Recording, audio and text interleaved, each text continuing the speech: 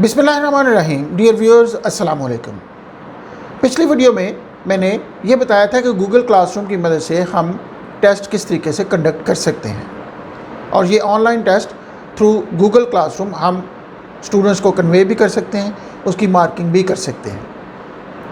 लेकिन कुछ दोस्तों ने कहा कि वो ये चाहते हैं कि गूगल क्लासरूम को इस्तेमाल किए बगैर ऑनलाइन टेस्ट कंडक्ट करें। तो आज हम सीखेंगे कि गूगल क्लासरूम के बगैर हम ऑनलाइन क्लास टेस्ट कैसे कंडक्ट कर सकते हैं। इसके लिए फिर हम व्हाट्सएप और गूगल फॉर्म का इस्तेमाल करेंगे। हम गूगल फॉर्म में पहले की तरह एक टेस्ट को बनाएंगे और उसके बाद व्हाट्सएप के ज़रिए वो लिंक शेयर करेंगे टू द स्टूडेंट्स, और उसका रिस्पांस फिर गूगल फॉर्म के अंदर ही देखने की कोशिश करते हैं। तो इसके लिए आइए हम स्क्रीन की तरफ चलते हैं। तो इसके लिए हम गूगल क्रोम को ओपन करेंगे। गूगल क्रोम को ओपन करने के बाद हमारे आइकन या तस्वीर जो हमारी लॉगिन की पिक्चर है उसके साथ जो 9 बॉक्स हैं उस पर क्लिक करेंगे। तो यहाँ पे हमने गूगल फॉर्म को सर्च करना है। अब अगर हमें यहाँ पे गूगल फॉर्म का आइकन नज़र नहीं आता तो हम मोर फ्रॉम गूगल पर क्लिक करेंगे। जब हम मोर फ्रॉम गूगल पर क्लिक करते हैं तो उस सूरत में हमारे पास जो सामने स्क्रीन नज़र आती है उसको नीचे स्क्रॉल डाउन करें तो हमें यहाँ पे एक लाइन नज़र आएगी जिसमें सर्च एंड एक्सप्लोर के साथ साथ आखिर पर ऑल प्रोडक्ट्स लिखा हुआ है। आप ऑल प्रोडक्ट्स पर क्लिक करें तो नीचे ही आपको वो तमाम गूगल की प्रोडक्ट नज़र आना शुरू हो जाती हैं। आप उसको नीचे स्क्रॉल डाउन करते जाएं तो आपको यहाँ पे गूगल फॉर्म भी नज़र आ जाएगा। अगर मैं यहाँ पे देखूँ तो यहाँ पे गूगल फॉर्म नज़र आ रहा है। अब इस गूगल फॉर्म पर हम क्लिक करेंगे। जैसे ही हम गूगल फॉर्म पर क्लिक करेंगे तो हमारे पास जो ऑप्शन नज़र आएगी वो पर्सनल और बिज़नेस के लिए होगी। पर्सनल के लिए हम अलहदा से गूगल फॉर्म को इस्तेमाल करेंगे, जबकि बिज़नेस पॉइंट ऑफ व्यू से हम जी स्वीट का इस्तेमाल करते हैं, जिसके अंदर तमाम प्रोडक्ट्स एक ही वक्त में आप परचेज़ कर सकते हैं। तो यहाँ पे हम पर्सनल में गो टू गूगल फॉर्म पर क्लिक कर देंगे। जब हम गो टू गूगल फॉर्म पर क्लिक करेंगे तो हम ये इस स्क्रीन पर आ जाएंगे। इस स्क्रीन को एक्सेस करने का दूसरा तरीका ये भी हो सकता है कि आप डायरेक्ट गूगल फॉर्म को एक्सेस करें। इसके लिए आप एड्रेस बार में, गूगल क्रोम के एड्रेस बार में forms.google.com लिख कर एंटर करेंगे। जैसे ही आप form.google.com पर क्लिक करते हैं तो हमारे पास वो स्क्रीन दोबारा आ जाती है। तो इसका मतलब आप आइदर उन 9 बॉक्सेस की मदद से यहाँ पर पहुँच जाएं जिसमें तमाम गूगल की प्रोडक्ट्स मौजूद हैं, या फिर आप एड्रेस बार पर डायरेक्टली forms.google.com पर लिखने के बाद यहाँ तक पहुँच सकते हैं। उसके बाद हम यहाँ पर blank start a new form में आप ब्लैंक पर क्लिक करेंगे। जब आप ब्लैंक पर क्लिक करेंगे तो हमारे पास वैसा ही गूगल फॉर्म ओपन हो जाएगा जैसे हमने गूगल क्लासरूम में भी देखा था। अब यहाँ पे जो हमारा काम होगा इसको सेट करना होगा। सेटिंग हमने चूँकि एक क्वेश्चन पेपर बनाना है या एक क्विज़ बनाना है तो इसके लिए फिर हम इसको सेटिंग करेंगे। सेटिंग पे जाएंगे। जब हम सेटिंग पे जाते हैं तो हमारे पास सेटिंग की ऑप्शन में क्विज़ की ऑप्शन आती है, और यहाँ पर मेक दिस अ क्विज़ इसको ऑन कर देंगे। ये टॉगल ऑन ऑफ बटन है। जब हम इसको क्विज़ को ऑन करते हैं तो हमारे पास ये क्विज़ के तौर पे सामने आ जाएगा। उसके बाद वही ऑप्शन कि इसको हम as a immediately after submission, क्या ये फौरी तौर पे ग्रेड को रिलीज़ कर दे, यानी जो नंबर उस पर मिलते हैं या ऑटोमेटिकली उस पर नंबर आते हैं वो स्टूडेंट को फौरी तौर पे पता चल जाए, या बाद में हम मैनुअल रिव्यू के बाद उसको रिलीज़ करना चाहते हैं। तो मैं फिल वक्त इमीडिएटली आफ्टर सबमिशन कर देता हूँ। उसके बाद रिस्पोंडेंट क्या देख सकता है, यानी जो रिस्पोंडेंट है वो क्या देख सकता है, तो वो यहाँ पे ऑप्शन है मिस्ड क्वेश्चन देख सकता है, करेक्ट आंसर्स देख सकता है, पॉइंट वैल्यूज़ देख सकता है। तो इसमें आप जो भी ऑन रखना चाहें तो उसको क्लिक रहने दें, अदरवाइज़ आप उसको अनचेक कर दें। जैसे मैं यहाँ पे करेक्ट आंसर को अनचेक कर देता हूँ।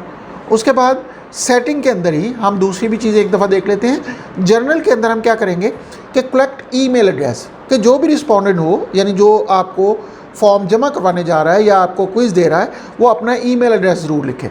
अब ईमेल एड्रेस लिखने का मतलब ये होगा कि उसका ईमेल एड्रेस साथ ही गूगल फॉर्म के आ जाएगा और ये मैंडेटरी होगा। और अगर हम रिस्पांस रिसिपिएंट पर क्लिक कर दें तो इसका मतलब ये है कि अगर रिसिपिएंट चाहे तो उसको उसका रिस्पांस भी मिल सकता है कि क्या उसका फॉर्म सबमिट हो गया या नहीं हुआ। और उसके साथ request sign in limit to 1 response, कि वो सिर्फ एक ही रिस्पांस कर सकता है। तो इसका मतलब ये है कि एक वक्त में उसका एक ही फॉर्म सबमिट होगा, एक से ज़्यादा फॉर्म सबमिट नहीं होंगे।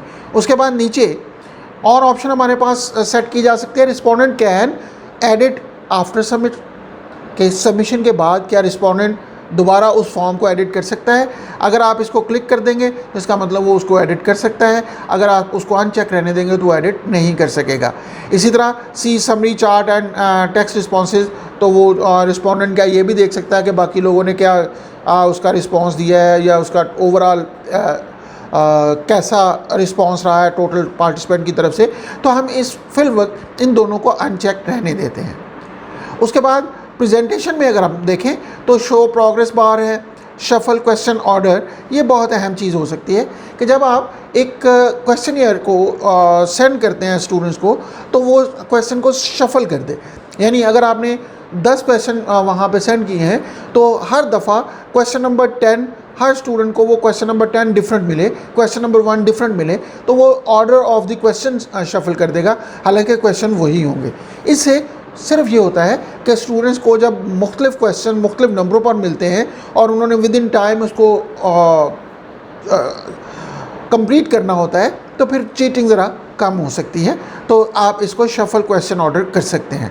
उसके बाद आप इसको सेव करेंगे। सेव करने के बाद अब हमारे पास ये फॉर्म वैसा ही आ चुका है जैसा हमने गूगल क्लासरूम के अंदर भी देखा है। तो हम यहाँ पे फॉर्म का टेस्ट बाय गूगल फॉर्म, इसी को मैं कॉपी कर देता हूँ यहाँ पर भी। तो इसका मतलब जो हमारे पास फ़ोल्डर बनेगा उसका नाम भी ऐसा ही, उस फोल्डर के अंदर भी यही नाम आएगा और जो स्टूडेंट्स के पास फॉर्म भी जाएगा उसका नाम भी वही होगा। तो इसलिए हम कर सकते हैं कि ये दोनों सेम नाम ही रखें। उसके बाद ईमेल एड्रेस है। ईमेल एड्रेस के बाद हम चाहते हैं कि यहाँ पे सेक्शन भी बना लें। पिछले वीडियो में हमने सेक्शन जनरेट नहीं किए थे और ये काम हम वही करने जा रहे हैं जो हम पिछली वीडियो में कर चुके हैं गूगल क्लासरूम में। आप मज़ीद तफसील देखने के लिए आप उस वीडियो को देख सकते हैं जिसका लिंक मैं डिस्क्रिप्शन में दे देता हूँ। तो यहाँ से मैं एक सेक्शन क्रिएट कर देता हूँ। अब सेक्शन क्रिएट करने का मकसद ये होता है कि हमारे पास एक सेक्शन में हम कुछ एक तरह के क्वेश्चन रखना चाहते हैं, दूसरे सेक्शन में हम किसी दूसरी तरह के क्वेश्चन रखना चाहते हैं। अब यहाँ पे हमारे पास जो फॉर्म हासिल हो रहा है उसके अंदर हम सेक्शन भी क्रिएट कर सकते हैं। सेक्शन क्रिएट करने से मुराद हम अगर डिफरेंट तरह के क्वेश्चन स्टूडेंट से या रिस्पोंडेंट से पूछना चाहते हैं तो हम उनको डिफरेंट सेक्शन में रख सकते हैं। मिसाल के तौर पे मैं ईमेल एड्रेस जो मुझे लाजमी तौर पे चाहिए उसके साथ साथ स्टूडेंट का नाम भी पूछना चाह रहा हूँ, तो उसके लिए मैं सेक्शन क्रिएट करूँगा। सेक्शन क्रिएट करने के लिए जहाँ पर हमने सेक्शन क्रिएट करना होगा वहाँ पर पहुँचेंगे और यहाँ पर इक्वल साइन जो नज़र आ रहा है ऐड सेक्शन की ऑप्शन होगी, यहाँ पर क्लिक कर देंगे। ये हमारे पास सेक्शन बन जाएगा। ये सेक्शन 1 होगा और ये सेक्शन 2 होगा। अब हम सेक्शन 1 में बायोडाटा टाइप या आप कह लें रिस्पोंडेंट की इन्फॉर्मेशन गैदर करते हैं। जैसे यहाँ पे मैं ऐड क्वेश्चन करता हूँ, तो जैसे ही मैं ऐड क्वेश्चन करूँगा, जैसे ही मैं ऐड क्वेश्चन पर क्लिक करता हूँ तो यहाँ पे क्वेश्चन ऐड हो जाएगा। मैं यहाँ पे नेम और यहाँ पे चूँकि हमारे पास शॉर्ट आंसर होना चाहिए, पैराग्राफ होना चाहिए या कोई टेक्स्ट फील्ड होना चाहिए, तो मैं यहाँ पे इसका शॉर्ट आंसर लिख देता हूँ। तो इस तरीके से स्टूडेंट यहाँ पे अगर हम चाहते हैं कि लाजमी तौर पे ईमेल के साथ नाम दे तो यहाँ पे रिक्वायर्ड पर क्लिक कर दूँगा। अगर रिक्वायर्ड को ऑन कर दूंगा तो इसका मतलब स्टूडेंट नाम दिए बगैर आगे मूव नहीं करेगा, यानी वो सबमिट नहीं करवा सकेगा। तो ये हमारे पास इसमें आंसर की देने की ज़रूरत नहीं है, इसका कोई पॉइंट भी नहीं होगा। उसके बाद हम नेक्स्ट सेक्शन पे चलते हैं और नेक्स्ट सेक्शन में हम उसी तरीके से क्वेश्चंस को ऐड करेंगे जैसे हम पहले भी ऐड कर चुके हैं। यहाँ पे हम क्वेश्चन टाइप करते हैं, कैपिटल सिटी ऑफ पाकिस्तान। और यहाँ पे ऑप्शन 1 पर मैं फैसलाबाद, कराची, लाहौर टाइप करता हूँ। उसके बाद चूँकि ये MCQ टाइप क्वेश्चन है तो मैंने यहाँ पे आंसर की भी देनी है ताकि ये ऑटोमेटिकली चेक कर सके। तो ये करने के बाद इसके नंबर कितने होंगे, मैं फ़र्ज़ करें कि 2 पॉइंट इसको दे देता हूँ, या चलें MCQ में मैं 1 पॉइंट ही इसको दे देता हूँ। डन करता हूँ। रिक्वायर्ड अगर करेंगे तो इसका मतलब वो लाजमी तौर पर इसको स्किप नहीं कर सकेगा। अगर हम रिक्वायर्ड पे क्लिक नहीं करेंगे तो वो इसको स्किप कर सकता है। इसी तरह what is the name of Punjab, what is the name of capital of Punjab. और यहाँ पे मैं आंसर, शॉर्ट आंसर की बजाय ये भी मैं MCQs ही रखता हूँ।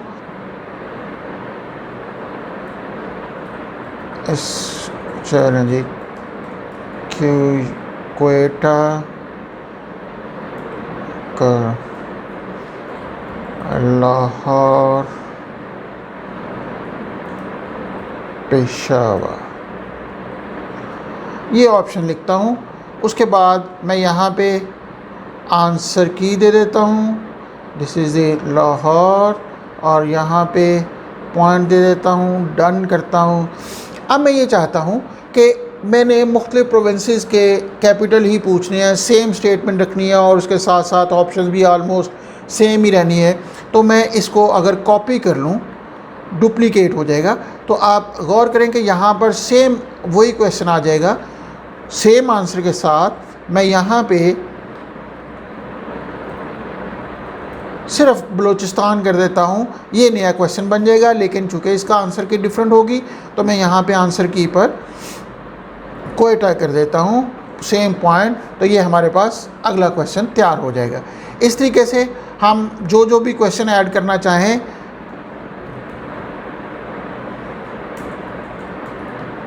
Who is founder of Pakistan, और यहाँ पे मैं ऑप्शन मल्टीपल चॉइस की बजाय शॉर्ट आंसर की सूरत में लेना चाहता हूँ। और इसी तरीके से ये हमारे पास क्वेश्चन, हाँ, शॉर्ट आंसर का भी अगर मैं आंसर की देना चाहूँ तो यहाँ पे आंसर की दी जा सकती है, ऐड ए करेक्ट आंसर। जैसे मैं अगर कोई लिखता है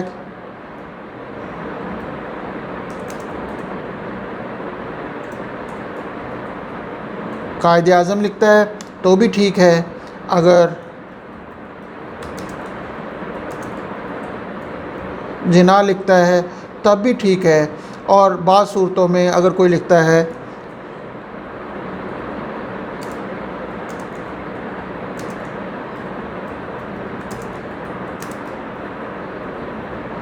तो उस सूरत में भी ये इसको सही माने। लेकिन यहाँ पे प्रॉब्लम ये होगी कि अगर वो स्पेलिंग वो नहीं लिखेगा जो यहाँ पे आंसर की में है तो वो इसको रॉन्ग कंसिडर करेगा।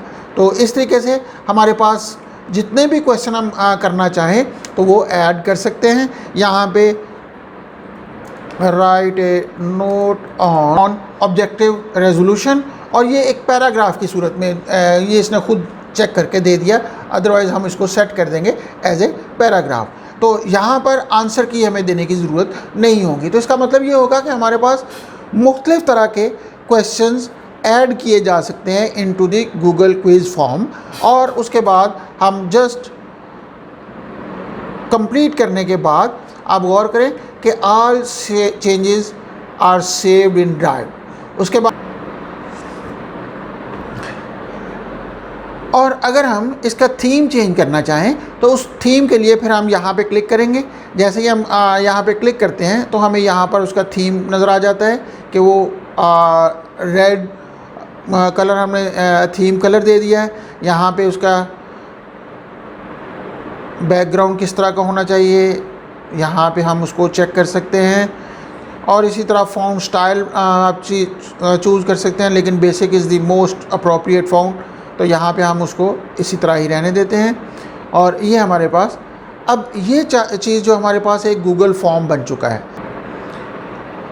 अब चूँकि हमने इस फॉर्म को एक जनरलाइज्ड फॉर्म बना दिया है, जनरलाइज्ड फॉर्म से मुराद क्या है कि हमने फॉर्म को के अंदर शॉर्ट क्वेश्चन भी पूछ लिए हैं, लॉन्ग क्वेश्चन भी पूछ लिए, एमसीक्यूज भी पूछ लिए हैं, तो इसके लिए फिर हमें मैनुअल मार्किंग करनी पड़ेगी। अब मैनुअल मार्किंग के लिए हम मिसाल के तौर पे इस क्वेश्चन के बारे में अगर हम देखें तो आंसर की पर जाएंगे।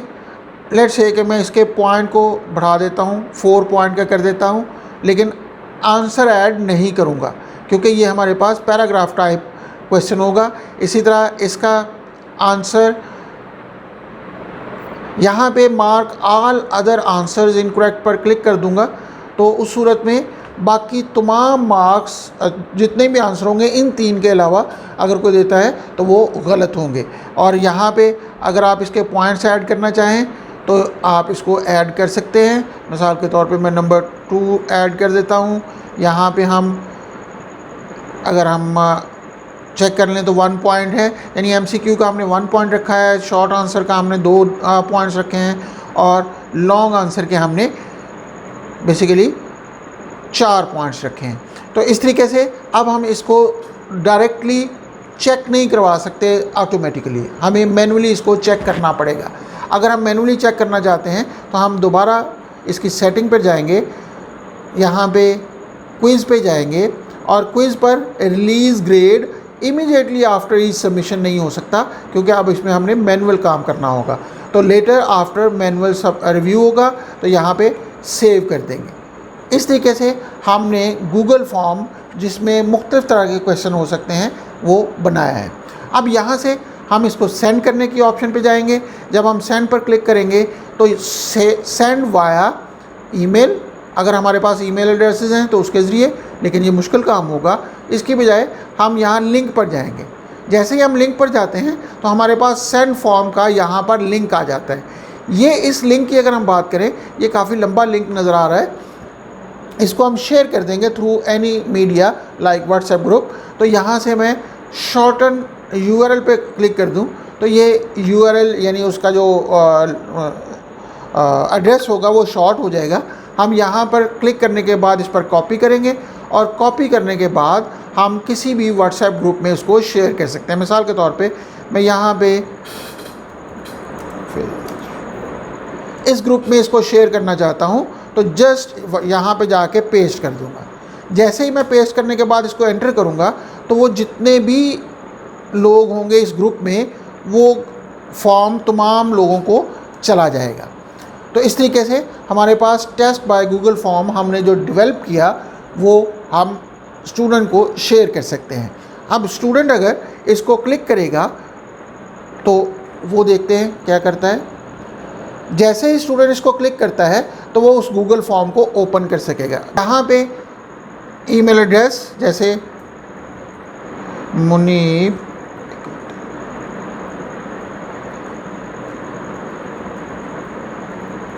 यहाँ पे मैंने ईमेल एड्रेस दिया, नेम देता हूँ। देने के बाद नेक्स्ट पर क्लिक करूँगा तो उस सूरत में ये अगले सेक्शन पे चला जाएगा। लेकिन अगर मैं यहाँ पे फ़र्ज़ करें कि मैं इसको नेक्स्ट पे क्लिक करने की कोशिश करता हूँ बग़ैर नाम दिए तो वो वहाँ पे कहेगा दिस इज़ रिक्वायर्ड क्वेश्चन। तो यहाँ पे मुझे नाम देना लाजमी होगा। नाम देने के बाद जब मैं नेक्स्ट पर क्लिक करता हूँ तो वो अगले सेक्शन पर चला जाएगा। अब यहाँ पे जो क्वेश्चन यहाँ पे थे वो सारे सामने आ गए सेक्शन 2 में। What is the capital of Pakistan, यहाँ पे मैं क्लिक कर देता हूँ। उसके बाद what is the name of capital of Balochistan, चले इसका क्लिक कर दिया। उसके बाद what is the capital of Punjab, यहाँ पे चले मैं दोबारा इसको गलत कर देता हूँ, पेशावर। और उसके बाद right and objective resolution, note on objective resolution. अब देखें कि मैंने इसको आखिरी क्वेश्चन रखा था लेकिन ये ऊपर आ गया है। तो यहाँ पे कुछ भी नोट जो भी हमने किया होगा वो नोट करें। उसके बाद who is the founder of Pakistan, मैं यहाँ पे मोहम्मद अली जिन्ना लिख देता हूँ और सबमिट कर देता हूँ। जैसे ही मैं सबमिट करता हूँ तो ये your response has been recorded. अब अगर इसी को दोबारा एक्सेस करने की कोशिश करें स्टूडेंट, तो वो कहेगा यू हैव ऑलरेडी रिस्पॉन्डेड। तो इसका मतलब ये हुआ कि वो एक ही दफ़ा रिस्पॉन्ड कर सकता है। अब हम आते हैं दोबारा टीचर एंड पर, जहाँ पे हमने इसको छोड़ा था। तो यहाँ पे आपको रिस्पॉन्सेज में एक रिस्पॉन्स नज़र आ रहा है। अब अगर देखा जाए तो इस रिस्पॉन्स में इंडिविजुअल की बात कर लें, और इंडिविजुअल में अभी फ़िलहाल एक ही है, तो मैं इसी का पूरा फॉर्म देखना चाहूँ तो यहाँ पे ये आपको नज़र आ रहा है कि उसका ईमेल एड्रेस है, उसका नाम है, उसके बाद ये उसने सही आंसर किया, कैपिटल ऑफ पंजाब उसने गलत आंसर किया, तो इसका मतलब ये 1 of 1 उसने खुद हाईलाइट किया, तो मार्किंग उसने खुद कर दी। 0 of 1 उसने मार्किंग खुद कर दी।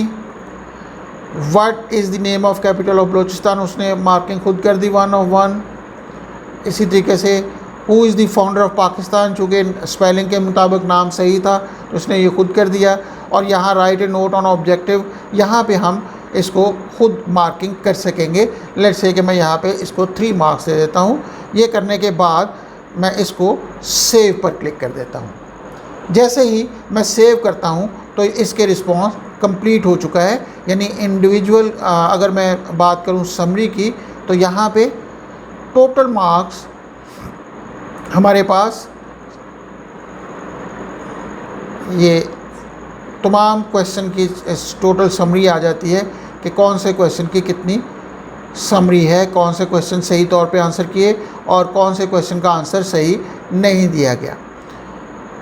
अगर मैं इसको एक शीट की फॉर्म में एक्सपोर्ट करना चाहूँ तो यहाँ पे ग्रीन कलर में जब आप इसको क्लिक करेंगे तो आपको वो पूछेगा कि क्रिएट ए न्यू शीट या एग्जिस्टिंग शीट पर उसको करना चाहते हैं। मैं यहाँ पे न्यू शीट कर लेता हूँ, यहाँ पे टेस्ट रिज़ल्ट लिख देता हूँ, क्रिएट करता हूँ। जैसे ही मैं क्रिएट करूँगा तो ये हमारे पास एक गूगल की शीट क्रिएट कर देगा और उस गूगल की शीट के अंदर ये तमाम इंफॉर्मेशन यहाँ पे मौजूद होंगी। जैसे ये उसका ईमेल एड्रेस मौजूद है, उसका स्कोर मौजूद है, उसका नाम मौजूद है और इसी तरह उसके तमाम क्वेश्चंस के आंसर मौजूद हैं। और अगर हम स्टूडेंट को कन्वे करना चाहें तो हम उनको ये स्कोर कन्वे कर सकते हैं। और अगर हम उसको शेयर करना चाहें तो शेयर भी की जा सकती है। इस वक्त ये प्राइवेट है, यानी सिर्फ टीचर देख सकता है। तो इस तरीके से हमने गूगल फॉर्म की मदद से एक गूगल को क्विज़ कैसे बनाना है, उसको कैसे शेयर करना है और फिर उसका की मार्किंग कैसे करनी है, ये सारी चीज़ें हमने देखी। उम्मीद है कि आप लोगों को ये सारी चीज़ें समझ आ गई होंगी। अगली वीडियो तक के लिए अल्लाह हाफ़िज़।